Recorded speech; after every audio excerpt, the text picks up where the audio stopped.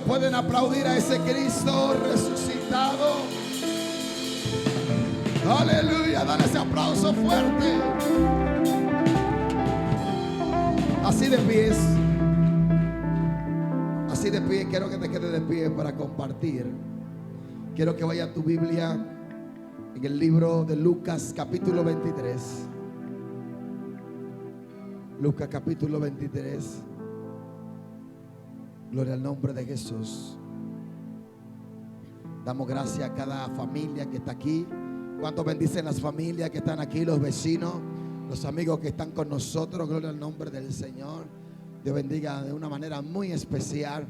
Gloria al nombre de Jesús. Algunos no están, algunos están celebrando Semana Santa en otro lado. Hay un grupo que está allá a los Batelles, por ahí. Gloria al nombre del Señor. Que Dios lo tenga en gloria por ahí para allá en Isabela. Aleluya.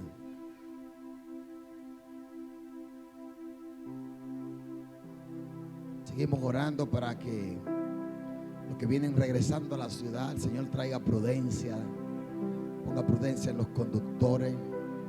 La verdad que las calles están bien saturadas, gloria al nombre del Señor. Estos son tiempos que la gente anda como loco, gloria al nombre del Señor. Poca gente toma este tiempo para reflexionar y demás. Este fin de semana estuvimos en Puerto Plata compartiendo en un congreso, viernes y sábado. Y el pastor me dijo, la Semana Santa tomamos congreso para que la gente esté tranquila y reflexione y aproveche el tiempo con Dios. Yo creo que vamos a tener que hacer lo mismo aquí para que 2 o 3 me dejen de viajar tanto. Aleluya. Vamos, Lucas capítulo 23, verso 26. Aleluya. Dígale al que está al lado suyo, tu Cristo resucitó hace más de 2000 años. Dígaselo como una buena noticia. Vamos, dígaselo como una buena noticia.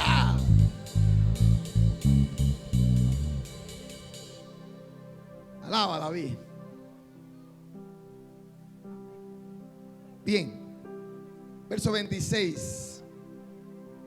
Déjenme buscar la traducción Reina Valera que la mayoría de ustedes tienen. Quiero leer en el 26.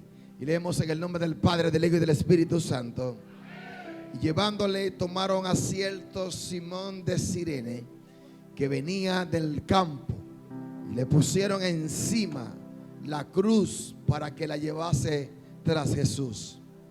Y le seguía gran multitud del pueblo y de mujeres que lloraban y hacían lamentaciones por él. Pero Jesús, diga conmigo, pero Jesús, vuelto hacia esas mujeres que venían llorando, vuelto hacia ellas, les dijo: hijas de Jerusalén, no lloréis por mí, sino llorad por vosotras mismas y por vuestros hijos. Porque aquí vendrán días en el que dirán: bienaventuradas las estériles, y los vientres que no concibieron, y los pechos que no criaron. Entonces comenzarán a decir a los montes: caed sobre nosotros, y a los collados: cubridnos. Porque si en el árbol verde hacen estas cosas, en el seco, ¿qué no se hará? Y llevaban también con él a otros 2. Eran malhechores para ser muertos. Y cuando llegaron al lugar llamado la Calavera, le crucificaron allí. Y a los malhechores, uno a la derecha y otro a la izquierda. Y Jesús decía: Padre, perdónalos, porque no saben lo que hacen. Y repartieron entre sí su vestido y echaron suerte. Y el pueblo estaba mirando, y aún los gobernadores se burlaban de él, diciendo: a otro salvó, sálvese a sí mismo, si este es el Cristo y el escogido de Dios. Los soldados también le encarnecían, acercándose y prestándole vinagre y diciendo: si tú eres el rey de los judíos, sálvate a ti mismo. Había también sobre él un título escrito con letras griegas, latinas y hebreas, que decía: este es el rey de los judíos.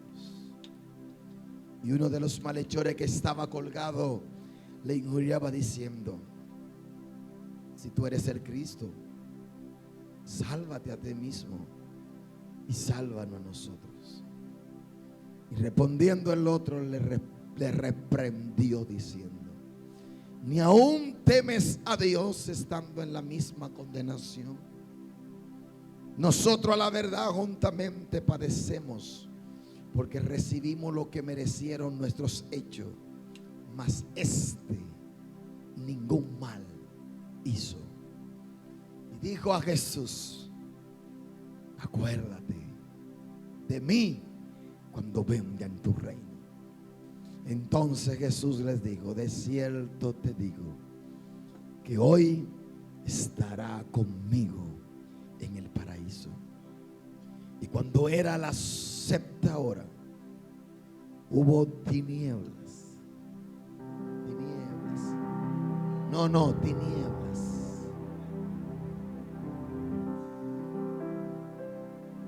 Sobre la tierra hasta la hora novena. Y el sol se oscureció. Y el velo del templo se rasgó por la mitad. Entonces Jesús, clamando a gran voz, dijo: Padre, en tus manos encomiendo mi espíritu. Y habiendo dicho esto, expiró.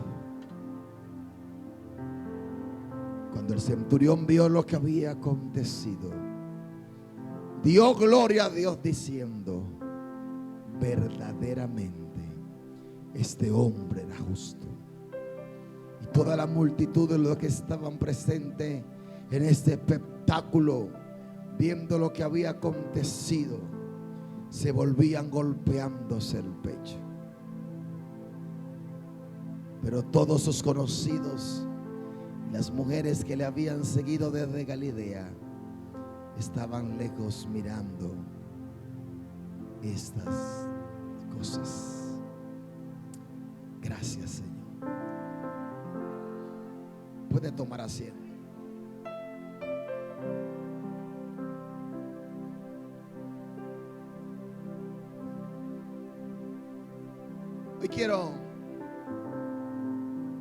Hoy quiero compartir con ustedes brevemente las 7 palabras de Cristo en la cruz. Diga conmigo: las 7 palabras de Cristo en la cruz. Quiero tener con ustedes un análisis rápido, con un contexto histórico, pero sobre todo con la riqueza de una aplicación de la misma para nuestras vidas cristianas. Yo sé cuánto en esta semana han visto alguna película de Jesús. Los 10 mandamientos. ¿Cuántos la han visto? Iri la ha visto. ¿Saben? La Pasión de Cristo, dirigida por Mel Gibson. ¿Y cuántos no han visto nada cristiano en la televisión? Gloria a Dios. ¿Y cuántos no han visto televisión? Levanta mano que no ha visto televisión esta semana. Gloria a Dios. Están santificados. ¿Y cuántos han comido habichuela con dulce? Oh, habichuela con dulce. ¿Y a cuánto le ha caído bien la habichuela? Al que le ha caído mal no me diga, porque se le nota en la cara. Gloria al nombre del Señor. Ya vi que me trajeron una, digo a la pastora. Y Belice le trajo una, a mí no me trajo.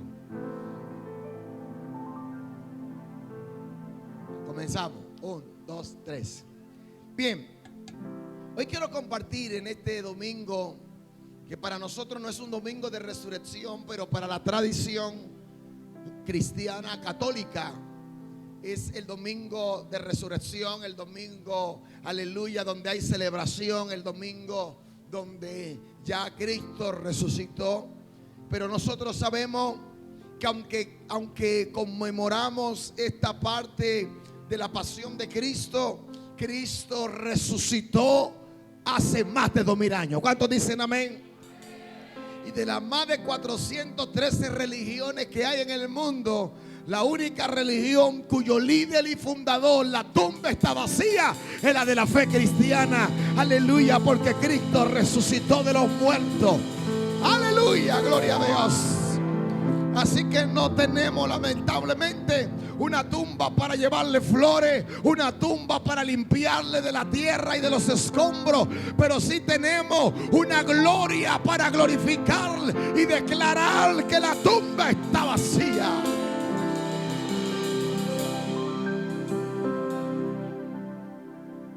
Y tomando parte de esta dinámica, lamentablemente muchos no toman este tiempo para lo que verdaderamente fue diseñada. La Semana Santa, o llamadas la semana donde deberíamos ser convocados como sociedad por un tema cultural, en un tiempo de reflexión, un tiempo de comunión, un tiempo para hacer memoria del hecho más significante de la historia. Aleluya. El de que Cristo fue crucificado en la cruz del Calvario. No como un hecho violento, no como un hecho simplemente donde vimos mucha sangre. Una de las películas de la Pasión de Cristo, dirigida por Mel Gibson, ha sido una de las más sangrientas. De hecho, cuando esta película salió, que se estrenó, hubo gente que hasta taquicardia le dio. Gente, yo recuerdo que llorábamos por lágrimas al ver la escena, como cuando le daban los latigazos, aleluya, en la punta del látigo habían segmentos de metal y rasgaban la espalda y la piel de Jesús. Muchos dijeron que esta escenografía exageró demasiado esa parte del dolor y de las heridas de Jesús. Pero déjeme decirle algo, indistintamente, aleluya, de si fue exagerada o no. No se trata de un acto de violencia, de un acto que podamos decir, ay Dios mío, qué dolor. Se trata, aleluya, de que el Hijo de Dios se ofreció en sacrificio por la humanidad, por la redención del pecado de la misma. Pudiéramos rescatar de este tiempo, así como en Navidad rescatamos el nacimiento del Hijo de Dios. En este tiempo rescatamos ese proceso de la Pascua, ese proceso de la travesía de salvación. Y hoy yo quiero rescatar uno de los sermones que se ha predicado por mucho tiempo en las iglesias, y es las 7 palabras de Jesús en la cruz. Esas palabras, esas frases dichas por Él en ese momento, donde más adelante el apóstol Pablo nos dirá que allí no estaba haciendo solamente un sacrificio, sino que allí estaba ocurriendo el pacto, la reconciliación entre Dios y el hombre. La tradición cristiana, las últimas frases de Jesús no son solamente aleatorias o moribundas. No son las frases de alguien que está agonizando y está hablando tal vez lo primero que le llegue a la mente, o aquel que está a punto de morir y está tomando recuerdo y quiere reconciliar las cosas, sino que son declaraciones mesiánicas. Son declaración de cumplimiento, son declaraciones proféticas y son declaraciones de salvación. Estas palabras tienen un cumplimiento, porque cierran ese arco profético que se había declarado en el Antiguo Testamento.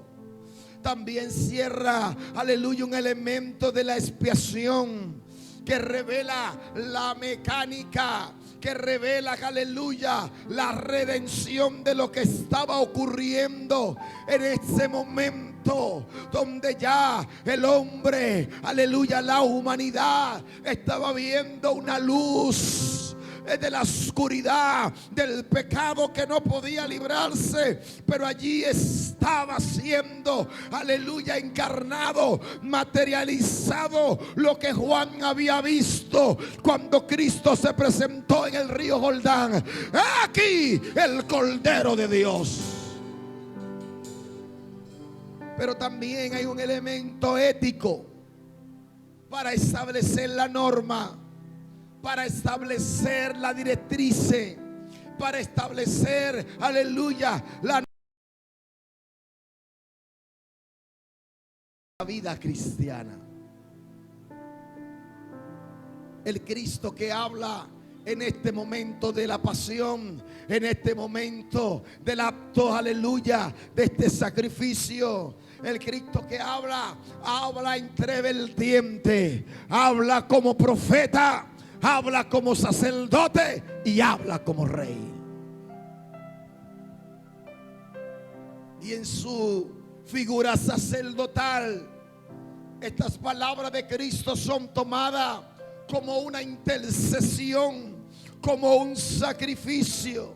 Ese Cristo se ofrece a sí mismo, no como una víctima del sistema, no como una víctima del imperio romano, no como una víctima del sistema religioso, aleluya, que lo entregó, sino como la víctima perfecta, aleluya, para que el pueblo sea salvado frente al juicio divino. Recuerden ustedes que en el modelo que era sombra de lo que había de venir, que era imperfecto, el sacerdote debía traer una ofrenda de paz, debía traer una ofrenda en sacrificio. Y esa ofrenda, ese macho cabrío, ese cordero, debía ser perfecto.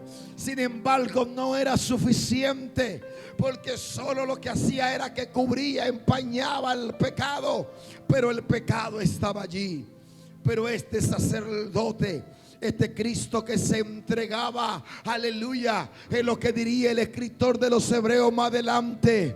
Antes se necesitaba sacrificar un cordero, antes se necesitaba sacrificar un macho cabrío, se necesitaba sacrificar una tórtola, una paloma, aleluya. Pero hoy el escritor de los Hebreos dice que ahora tenemos un sacrificio único y para siempre, que es el Hijo de Dios.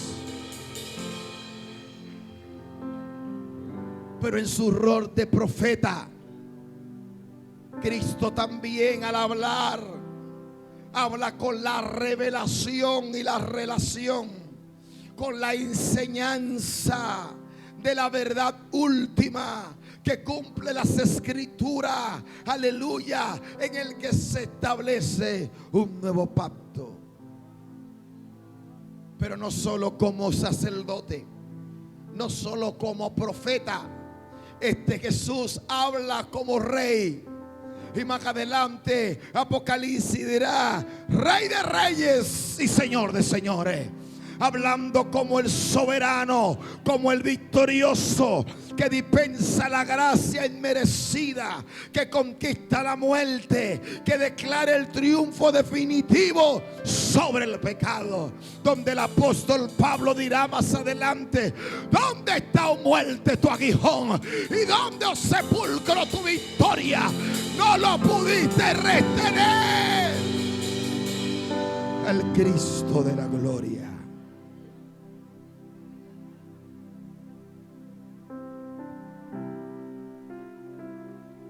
Y en el libro de Lucas, el escritor de Lucas registra las palabras que Jesús dice en ese momento. Y la primera palabra está en el contexto, mientras probablemente Cristo era clavado, cuando lo tomaron después de hacer una travesía en medio del pueblo, la cultura, la norma romana era que aquellos que eran sentenciados deberían caminar cargando el mismo madero donde sería muerto, para mandar una señal de aquellos que se levantan, se subliman, aquellos que se subestiman, aquellos que se rebelan contra el sistema, vieran lo que le iba a pasar.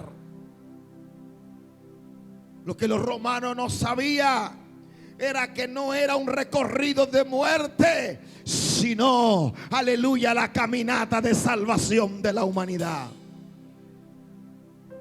Y en ese contexto, la ignorancia se refiere a la ceguera espiritual. La ignorancia de aquellos que estaban tal vez mirando, como lo diría más adelante, el espectáculo. De aquellos, aleluya, que entre lloros, alegría, entre ruidos, aleluya, los romanos, líderes religiosos y los que estaban allí tal vez pendenciando y mirando lo que sucedía. Las primeras palabras que tomamos es que Jesús, probablemente mientras están allí clavando, aleluya, su cuerpo con los clavos en manos de los romanos, el Jesús dice: Padre, perdónalos porque no saben lo que hacen.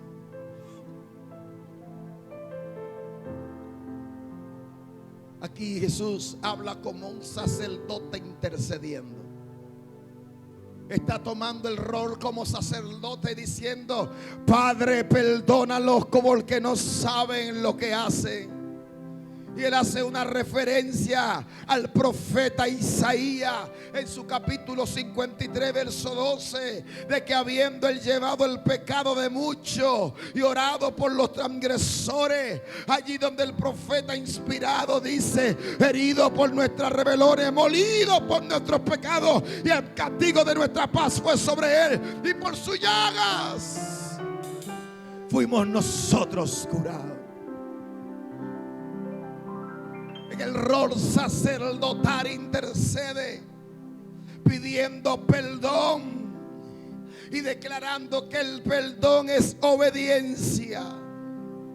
Al Jesús pronunciar esta palabra, está intercediendo por la restauración, por el perdón de aquellos que por ignorancia, aquellos, aleluya, que probablemente guiados por la ignorancia, por el desconocimiento, por la asistencia, tal vez por el ruido, estaban allí celebrando esa muerte. Pero Cristo está intercediendo, pidiendo el perdón por ellos. Wow, qué sacerdote nos gastamos nosotros. ¿Qué sacerdote nos gastamos nosotros? Que probablemente teniendo la capacidad para pedir que juicio venga sobre aquellos que se burlan de él, está diciendo: misericordia, perdón sobre ellos.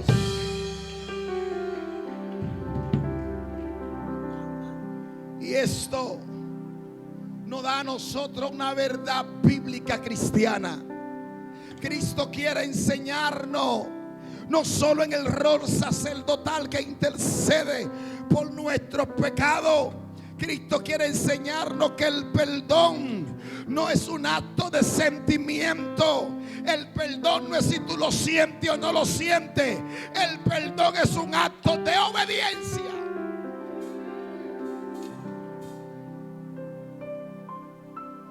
Diga conmigo: guay. No depende del sentimiento temporal. No depende sino a la voluntad sometida a Cristo.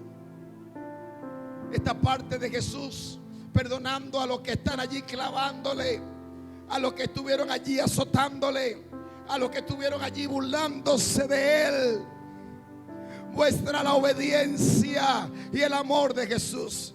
Y Jesús quiere enseñarnos a nosotros, dura pastilla esta de tomarse, es que el perdón, diga conmigo, es obediencia. Me dejaron solo. El perdón es un acto de obediencia.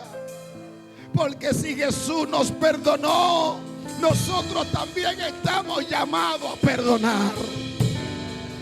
El perdón no es un sentimiento, es una decisión. No es porque siento perdonarlo, siento perdonarla, siento hacerlo. No, yo tengo que perdonar porque Cristo perdonó. Y si estoy sometido a la voluntad de Jesús, debo perdonarlo. Pero eso también me llama a Jesús. Jesús está dando una declaración bíblica y está diciendo: el perdón no solo es obediencia, sino que también hace una referencia al amor al enemigo. La prueba suprema del discipulado cristiano, de la vida cristiana, frente a las obras injustas, frente a las cosas que te hacen que no te agradan, frente a las cosas que hacen que te dañan, frente a las cosas que te hacen que no te gustan, frente a las cosas que te provoca dolor, es amar a tu enemigo. Jesús le habría dicho a sus discípulos: amad a vuestros enemigos, amad a vuestro adversario. Y diga conmigo: es difícil hacerlo. Alguien después que te traiciona, alguien después que te hace algo malo, alguien después que te habló de ti, alguien después, aleluya, que te hirió, alguien después que te maltrató, alguien después que usó algo contra ti, aleluya. Amarlo es difícil, pero no es imposible, porque si el amor del Padre está en nosotros, Dios nos dará la capacidad en su Espíritu Santo para decir, como dijo Jesús allí: Padre, perdónalo. Jesús le había dicho a sus discípulos: si tú amas al que te ama, tú no estás haciendo nada, porque eso lo hace cualquiera. Díganme ustedes, ¿quién no ama al que lo aman? ¿Quién no le da al que le da? ¿Quién no ayuda al que lo ayuda? Es un intercambio. Pero Jesús le dice: la diferencia como discípulo mío es que hay que amar a tu enemigo.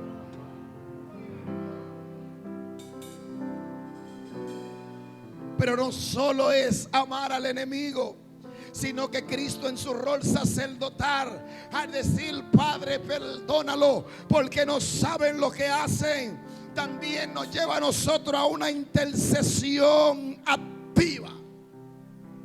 Es el llamado a orar por la salvación de quienes nos persiguen. Una de las cosas que a mí me impactó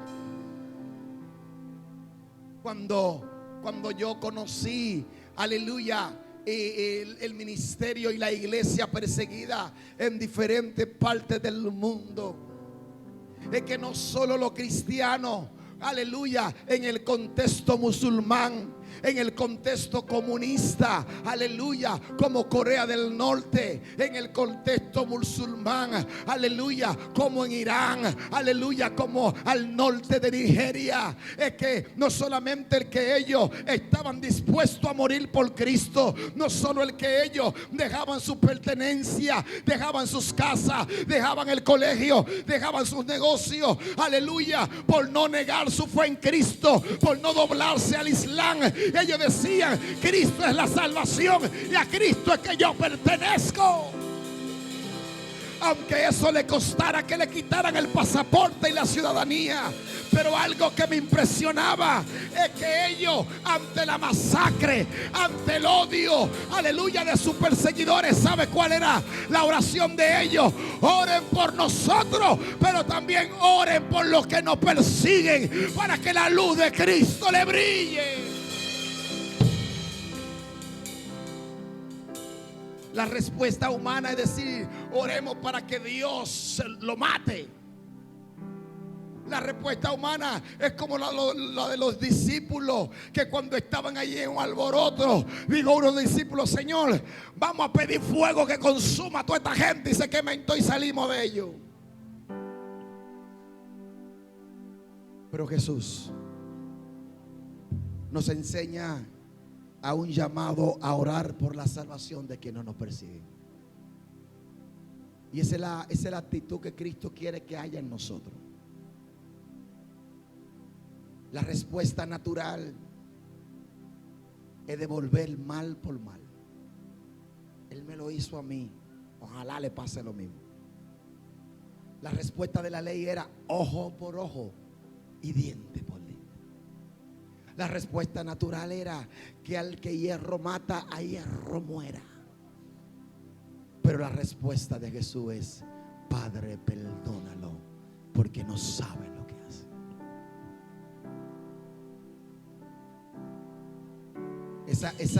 Esa actitud de Cristo fue la que, cuando, a pesar de saber que Judas lo iba a entregar,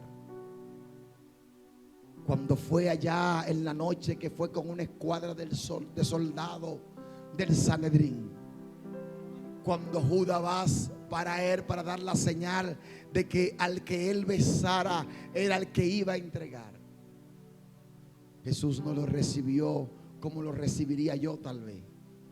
Mira, míralo ahí, el hijo del diablo que me va a entregar. Mira ahí el hijo de perdición que me va a entregar. Míralo ahí, el traicionero. ¿Sabe cuál fue la respuesta de Jesús al ver a Jesús? Mariolín, oye, ¿cuál fue la respuesta? Hijo, hijo, hijo, hijo. Yo creo que el remordimiento de Judas de quitarse la vida, más que por vender a Jesús, fue recordar el trato de Jesús, de Jesús hacia él, a pesar de saber lo que él iba a hacer. Por eso nuestra respuesta es esta. Hay una segunda palabra que registra el escritor de Lucas en una secuencia, y luego que Cristo dice: perdona lo que no saben lo que hacen. Allí hay dos malhechores que están, uno a la derecha y uno a la izquierda. Y mientras todos vocean, mientras todos gritan, aleluya, mientras todos se burlan de Cristo, aleluya, en la burla generalizada, gloria al nombre del Señor, en medio de esa burla, en medio de todo eso, gloria al nombre del Señor, aleluya, hay un momento donde se transforma en un arrepentimiento de unos de los malhechores. Mire cómo es el plan de salvación con Dios. Que aún en medio de todo el mundo diciendo: mira, de que va a salvarlo a todos, sálvate a ti mismo. Tú no dices que eres el rey. Tú no dices que eres el hijo de Dios. Tú no dices que fuiste el enviado de Dios. Sálvate y sálvanos a todos. Y en medio de esa burla, aleluya, estaba ocurriendo, aleluya, que el Espíritu Santo estaba trayendo arrepentimiento en uno de los que estaba cerca de... Oh my God. No solo Cristo estaba emanando perdón e intercesión como sacerdote, sino que estaba también, aleluya, emanando arrepentimiento. Gloria a Dios.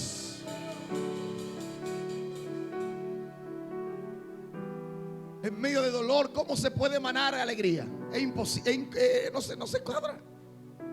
Eso es como nuestra hermana Iri. Dios te bendiga, Iri.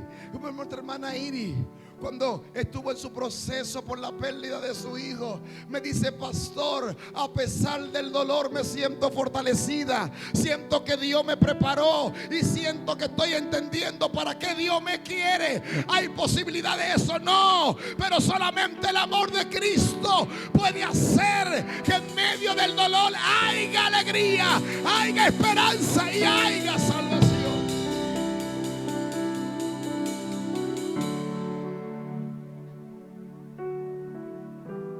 Y ahora Cristo como rey habla.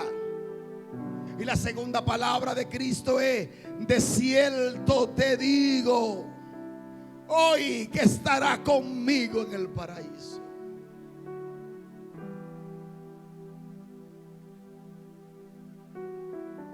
Demuestra la salvación exclusiva por gracia mediante la fe. Señor, el ladrón no tuvo tiempo para ir a adoctrinarse. El ladrón no tuvo tiempo para ir casa por casa a pedirle perdón a lo que le robó el tanque de gas o a lo que le robó la batería. El ladrón no tuvo tiempo para ir a devolver el dinero que le debía. No tuvo tiempo para eso. El ladrón no tuvo tiempo para comenzar tal vez a pedirle perdón a sus hijos, a su esposa, por la vida, por la mala conducta de su vida. No tuvo tiempo para bajar y decir: perdóneme la sociedad, métame en 5 años de cárcel por pagar por lo que ha hecho. No tuvo tiempo. Pero déjeme decirle algo: es que la salvación no es por obra, la salvación es por gracia. La salvación es solamente echarle mano a Jesús. Quiere decir esto, pastor, que aleluya, que no puedo hacer buena obra. No, lo que quiere decir esto es que cuando eres salvo, entonces hace buena obra. Pero la salvación no depende de lo que haga, depende de Cristo. Aleluya.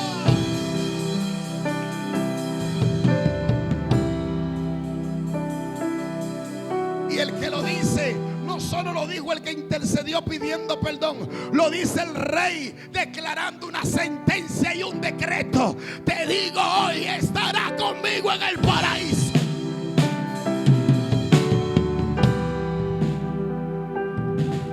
¿Sabe por qué los presidentes dan decreto?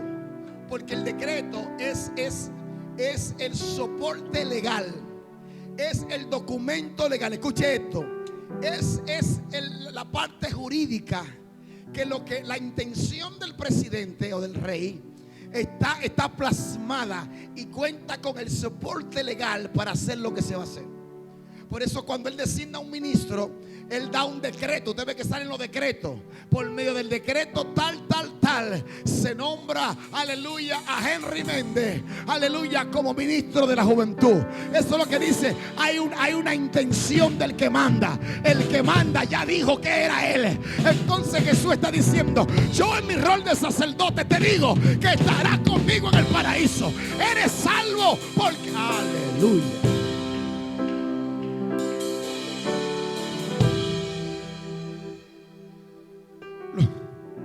Los fariseos, escúcheme, los religiosos, los analistas, los teólogos, los que escudriñaban la Torá, eso les rompió el cerebro.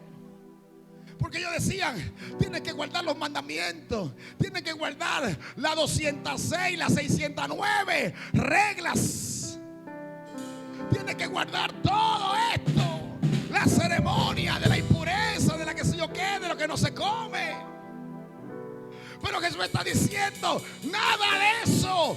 Se necesita creer en mí, tener fe en mí y basta. A veces uno de los argumentos que usa mucha gente para cuestionar la salvación es decir: pero que yo no entiendo a ustedes. Una gente después que mató tanto, después que se pasó la vida robando, se convierte y es salvo. Pero peor eres tú que te pones guapo. Porque si el Rey de Reyes, si el que salva y condena lo quiere salvar, ¿cuál es tu problema? Si Él dijo: si crees en mí, eres salvo.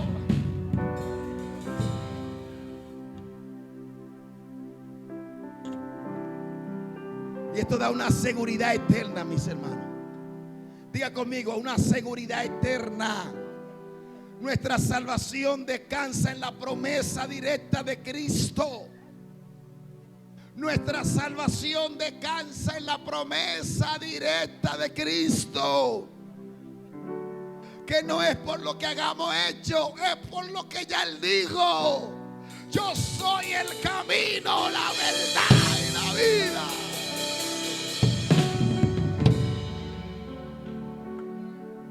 Si en algún momento, cuando sientas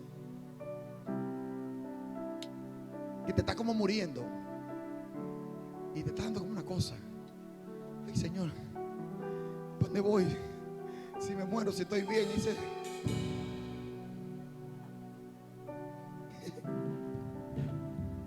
descansa en la promesa de Jesús.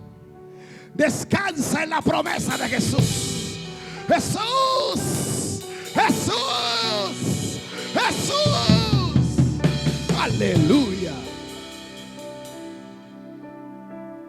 Yo recuerdo en un libro que leí, que ni me acuerdo cuál era el escritor. Hay un pastor que está a punto, está como agonizando, así ya como en las últimas. Y le escribe a otro pastor, oigan esto, le dice: siento que estoy a punto de morir y tengo dudas. Escuche, tengo dudas. Tengo dudas que para dónde voy, qué va a pasar conmigo en la eternidad. Un pastor. Y él le dice: estoy en el precipicio y siento que estoy a punto de cruzar el puente para llegar a la eternidad. Escúcheme esto. Siento que voy a cruzar el puente para llegar a la eternidad, pero siento que no estoy preparado para cruzarlo. No sé si podré cruzarlo, no sé. Y el otro pastor le escribe: pastor, solo quiero decirte algo. Camina y no tenga miedo. Asegúrate de la promesa, porque el puente que tú vas a cruzar es Cristo Jesús.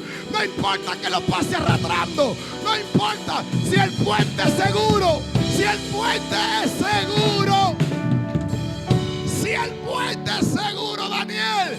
Aleluya. Y quiero decirte que ese puente Cristo, Él dijo: yo soy el camino, yo soy el camino.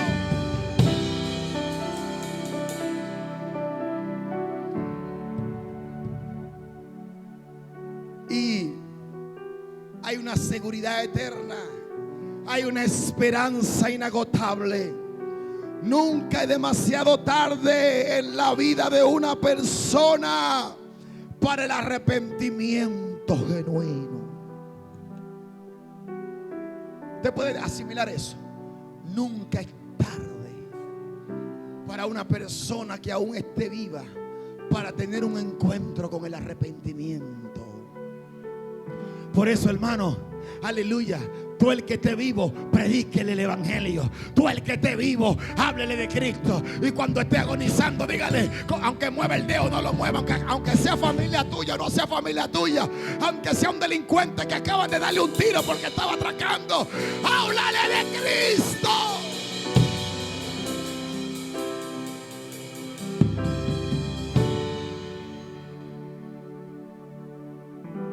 Esto quiere decir, mis hermanos, que el evangelismo es urgente. Diga conmigo: es urgente. Dije que diga conmigo: es urgente. Compartir la gracia, sabiendo que solo la fe justifica al pecador. Mire,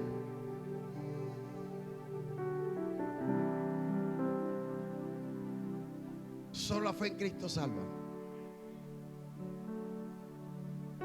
Solo Él salva.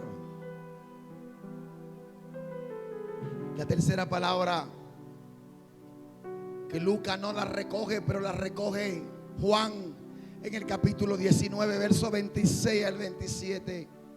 Es una palabra que tiene un contexto como un oficio de profeta de Jesús. Y mientras María queda viuda, probablemente socialmente vulnerable, Jesús confía en el cuidado de uno de los apóstoles, Juan. Tal vez están agrediendo las normas puramente biológicas para asegurar su futuro. Y allí, cuando Jesús está en la cruz, mira hacia su madre María, que está allí, y dice: mujer, ahí tienes a tu hijo. Y le dice: hijo, ahí tiene a tu madre. El cumplimiento de la ley, la obediencia perfecta está el mandamiento: honra a tu padre y a tu madre. Es ejecutada aún incluso bajo las torturas más extremas. Aún en medio del dolor, Jesús tomó un tiempo para decir: honra a tu padre y a tu madre. Queriendo decir, hay deberes éticos, hay deberes que debemos hacer en nuestra sociedad. La espiritualidad muchas veces anula nuestras responsabilidades terrenales y familiares, pero no debe ser así. A veces creemos que porque voy a hacer algo espiritual, ya no tengo que hacer lo que me toca como hombre, como esposo, como padre, como hijo, como hermano, como ciudadano. No, la espiritualidad no te quita el derecho a tus responsabilidades en la tierra. Es más, te manda a hacerla de manera correcta.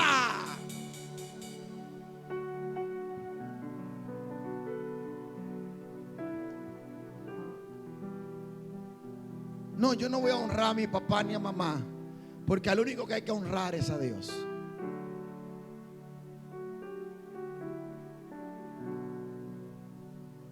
La nueva familia en Cristo, la iglesia está unida por la sangre de Cristo de manera profunda. Más allá de un lazo biológico, somos el cuerpo de Cristo. Debemos tener el cuidado, la protección, cuidar a las viudas, cuidar al desamparado, amar al prójimo, ayudar al necesitado. Por eso cada día, aleluya, no tenga temor, no tenga miedo, aleluya, gloria al nombre del Señor. Cada día, cada primer domingo de traer su dolca, no tenga miedo de dar los recursos de su diezmo y ofrenda al Señor. Fluya, aleluya, cumpla con su papá y su mamá, su abuelo, no importa si lo crió o no lo crió, no importa si lo maltrató y no lo maltrató. Tú tienes que declararlo, como dijo Jesús: perdónalo porque no supo lo que hace. Me dio pena con cable, me dio pena con piel, me dio pena con palo, pero perdónalo porque no sabía lo que hacía. Pero ama a tu papá, ama a tu mamá, ama a tu hermano.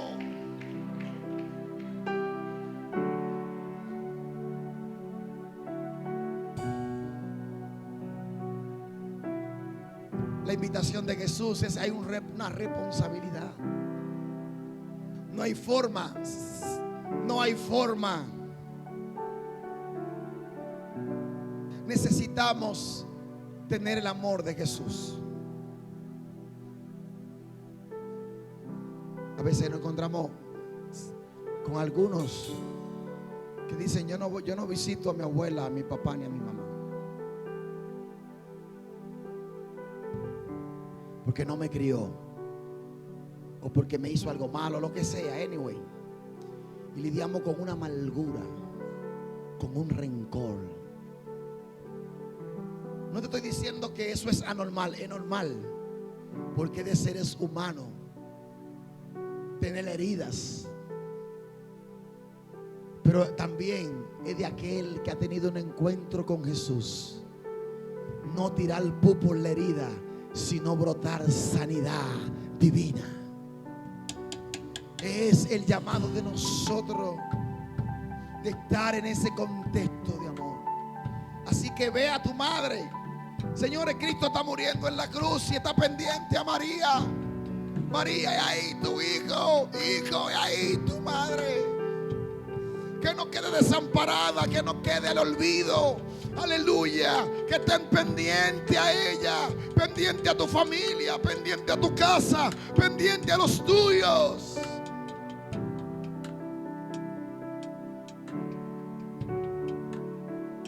Si tiene un hijo por ahí que tiene siglos que no lo busca, sal a buscarlo. Si tiene tiempo que no habla con tu papá, tu mamá, tu tío, tu primo, tu abuela, lo que sea, llámalo, búscalo, hazle un regalo, hazle una visita. Pero no deje que el rencor se interponga entre la luz de Cristo y su vida. Siento que perdí un par de gente aquí.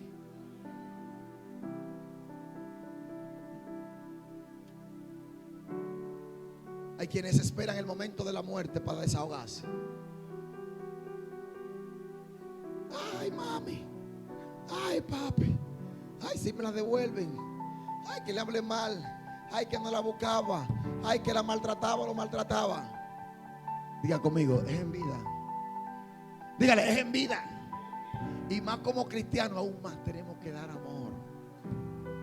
La cuarta palabra de Jesús, en su rol sacerdotal y como Cordero de Dios, cuando estaba en el punto medio de la crucifixión, en medio de la oscuridad sobrenatural que cubrió la tierra, en medio de cuando aún el propio cielo estaba en luto, consternado, porque la esencia de la creación estaba allí.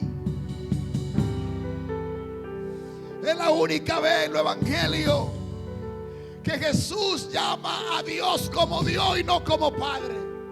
Y él dice: Eli, Eli, lama sabachthani. Dios mío, ¿por qué me ha desamparado?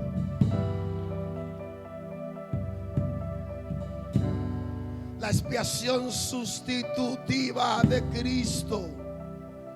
Cita el Salmo 22 en su verso 1. Jesús experimenta la mayor tragedia en su contexto humano, y en la separación de Dios y el peso del pecado.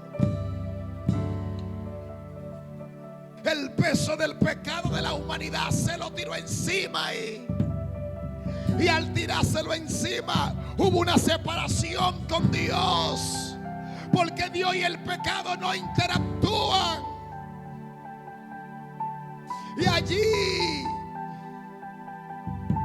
estaba llevando pesado. Cristo aguantó los azotes. Cristo aguantó que le dieran carrera para matarlo. Cristo aguantó, aleluya, que le dijeran de todo que echaban los demonios en nombre de Belcebú. Pero lo más fuerte para él fue verse lejos de Dios. ¿Por qué me he desamparado? Dice que ha sido el dolor más grande de la creación cuando se separó de la esencia de Dios. ¿Y sabe todo eso por qué? Para llevar el peso de tu pecado y de mi pecado. ¿Sabe todo eso para qué? Para que tú nunca más cargues con el pecado, porque Él lo cargó por ti. ¿Sabe por qué? Para que tú no lleves la consecuencia del pecado, porque Él la llevó por ti. Y allí vemos la validez del lamento. Y sí, oigan esto, es bíblico expresar el dolor y la sensación por la ausencia de Dios. Es bíblico, es normal. A veces cuando uno va a los velorios, yo no sé por qué le digo a la gente que el que ha perdido a alguien no puede llorar. Yo no sé por qué la gente, sobre todo nosotros los cristianos, ¿por qué le decimos a la gente no llore? Ay, no llore, que tú eres evangélica, que hay una esperanza en Cristo, que se fue con Cristo. Diga conmigo: llorar es de humano, llorar es de alguien que ha perdido a alguien cercano ahí. Yo tuve la mala experiencia esta semana que tuvimos que ir a Tamayo, porque el esposo de una prima mía, de una sobrina de la pastora, una pareja joven con una niña recién nacida prácticamente, su esposo muere por un infarto. ¿Y cómo le dices tú a esa muchacha joven llena de ilusiones? No llore, no grite. Ahora, aleluya, la diferencia no es mucha. Es lo mismo que le pasó a Cristo. Digo, ¿por qué me ha dejado? Te necesito.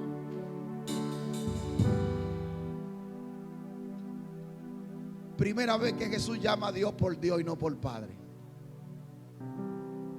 En todas sus oraciones: Padre, Padre, Padre, comiendo de mí esta copa. Padre, presento estos panes y estos peces. En el grito del dolor. aclamó a la esencia del mundo. Y esa empatía divina. Tenemos un Salvador que comprende al máximo la oscuridad. Tenemos un Salvador que no es ajeno al dolor humano. Tenemos un Salvador, aleluya, que no es ajeno a la soledad, a las situaciones. El apóstol Pablo nos dirá más adelante que no tenemos un sumo sacerdote, y que sí tenemos un sumo sacerdote, el cual es empático con nosotros, que conoce nuestras debilidades, y como Él la conoce, está a la diestra del Padre intercediendo por ti. El Cristo que predicamos conoce tu dolor, conoce tus sensaciones, conoce tus debilidades, conoce mis debilidades, y por eso está ahí diciéndote: yo estoy aquí, yo te ayudo, yo estoy aquí, yo te ayudo. Venid a mí todos los que estáis trabajados y cargados, que yo lo haré descansar.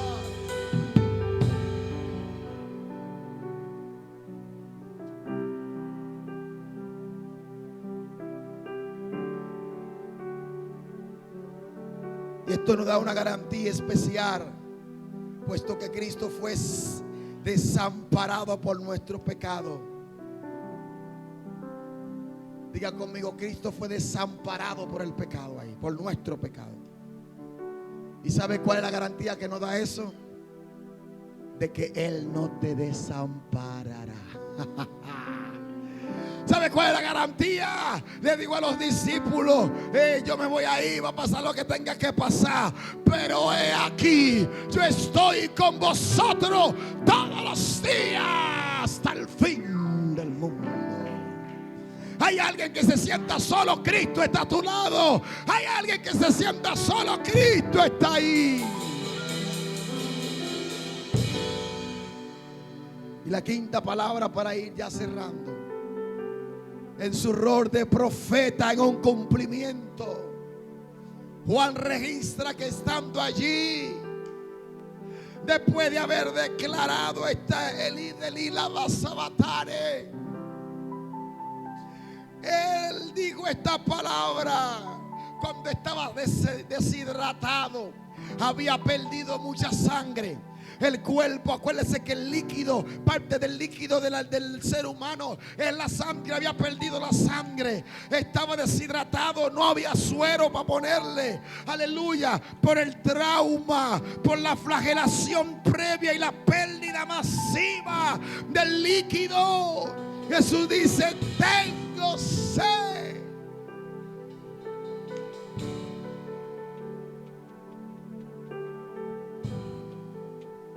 Demuestra la verdadera humanidad y vulnerabilidad física, anclada en el cumplimiento del Salmo 69, donde dice: y en mi sed me dieron a beber vinagre.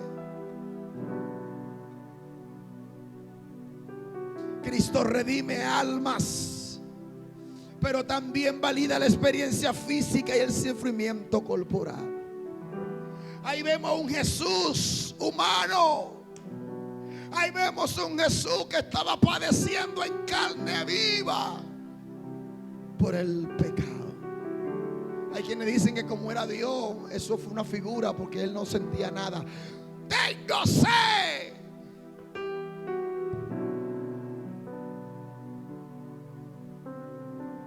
Esto nos llama, a identificarnos y a entender activamente la necesidad física y básica del prójimo. Al escuchar a un Jesús en la cruz decir: tengo sed, nos hace a nosotros poner nuestros oídos en aquellos que claman diciendo: tengo sed del Dios de ustedes. Tengo sed de la esperanza que tiene. Tal vez esa fue la palabra que escuchó el propio Jesús de la mujer samaritana cuando fue al pozo a buscar agua. Había un alma que decía: tengo sed, aunque tenía el cántaro lleno de agua. Pero se encontró con el agua de vida. Se encontró con el agua de vida. Se encontró con el agua de vida. Yo sé que usted está conmigo ahí. pero en la sexta parábola de Jesús, Juan, después de estar viendo esa parte humana de Jesús, tengo sed. En medio, aleluya, del proceso, hay una palabra que Cristo declaró y Juan la toma en el verso 30 del capítulo 19. Él dice: consumado.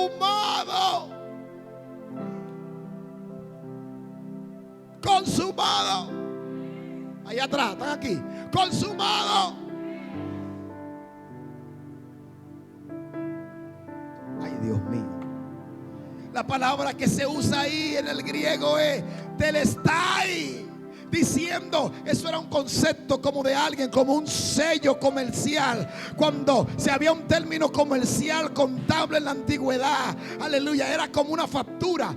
Ese telentai, ese consumado es que cuando tú pagas el préstamo de la casa, pagas el préstamo de la lavadora, o cuando tú pagas la nevera, te ponen el sello pagado.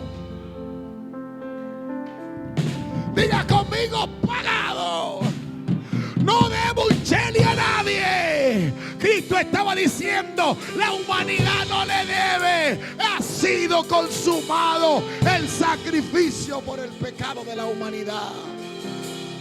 Diga conmigo: suficiencia absoluta. La obra redentora ha sido completada con éxito. Y tal vez usted dirá: pastor, pero todo lo que usted me está diciendo es que si no creen lo que pasó en la cruz, no creen el evangelio. Porque el evangelio es la cruz de Cristo.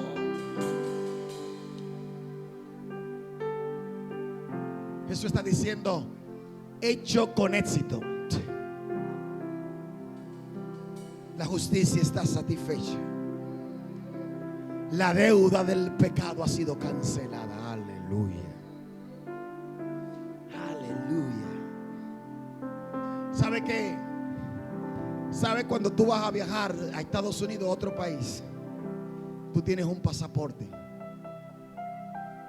Y cuando tú estás en migración, te abren el pasaporte. O sea, ok, usted es fulano de tal, bien, tiene tantos años, bien, es ciudadano dominicano, bien, nació en tal sitio, bien, aquello.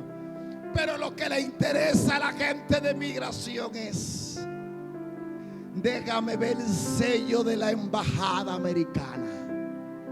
Si es para Estados Unidos que va, déjame ver el sello del cónsul, diciendo que tú estás autorizado a pisar a los Estados Unidos o al país de destino.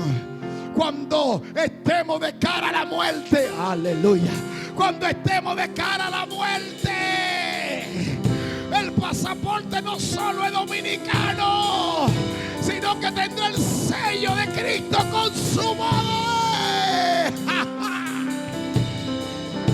Apláudale al Señor, hombre. Mis pecados han sido cancelados. Mi maldad ha sido cancelada. Dígale al que está a tu lado: no tenga vergüenza de lo que hiciste. No tenga vergüenza de lo que va a hacer. Ten confianza que Cristo perdonó los pecados. Mire, aunque otros te lo recuerden, escuche, aunque otros te lo recuerden, aunque otros te saquen el video, aunque otros te saquen la publicación, recuérdale: hay un sello consumado.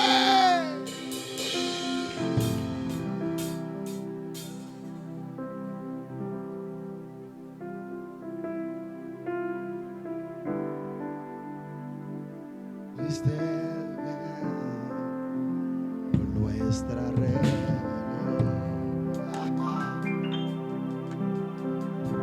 hermano, si no pones atención a esto, está caminando en el aire. Porque una de las cosas con las que perdemos la batalla espiritual es en el campo de la mente. Es en el campo donde el diablo te acusa, donde anda asustado, tranquilo, donde anda tembloroso, porque va a creer que va a pecar, Cristo va a venir y te va a quedar.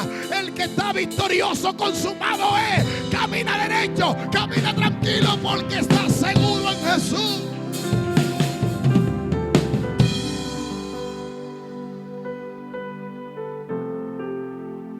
Antes, oigan esto, cuando yo viajaba con Parra, yo pequeño, así ya joven, adolescente, cuando yo viajaba con Parra, yo iba seguro.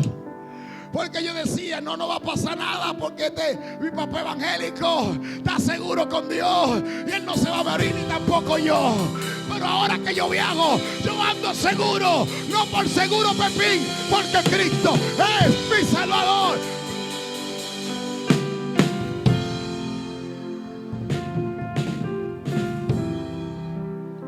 Ese consumado es, rechaza el legalismo.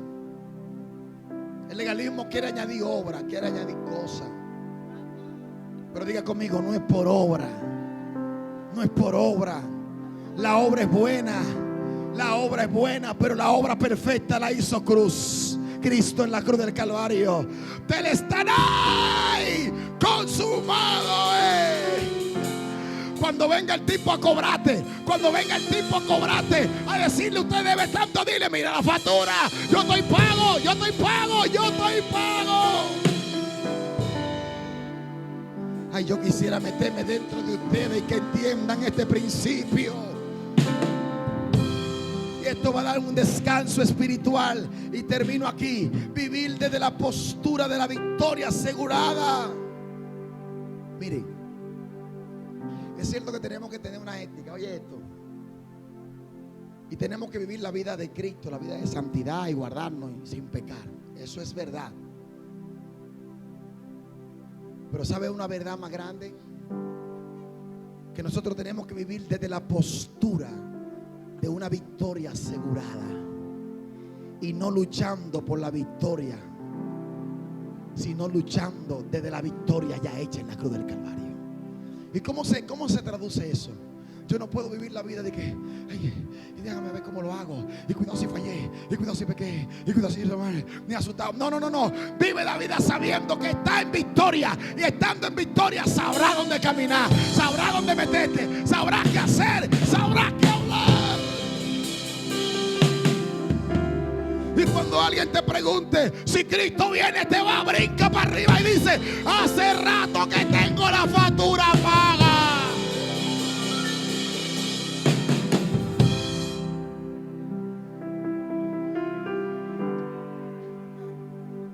Levante la mano si alguien tiene la factura paga aquí. Levante la mano. Sarai, tiene la factura paga, levántala.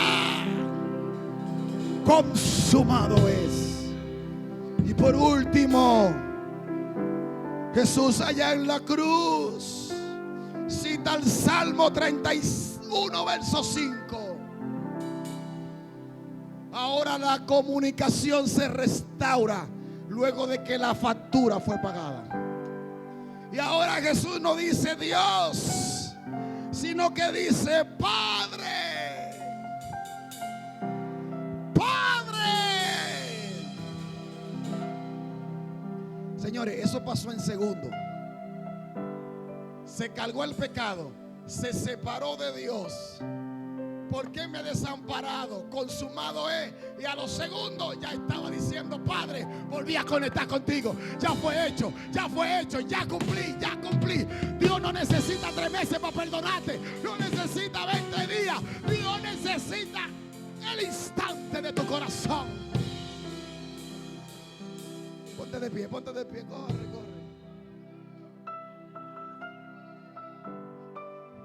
Padre, ese pecado por nuestra rebelión. Aleluya. Sangre.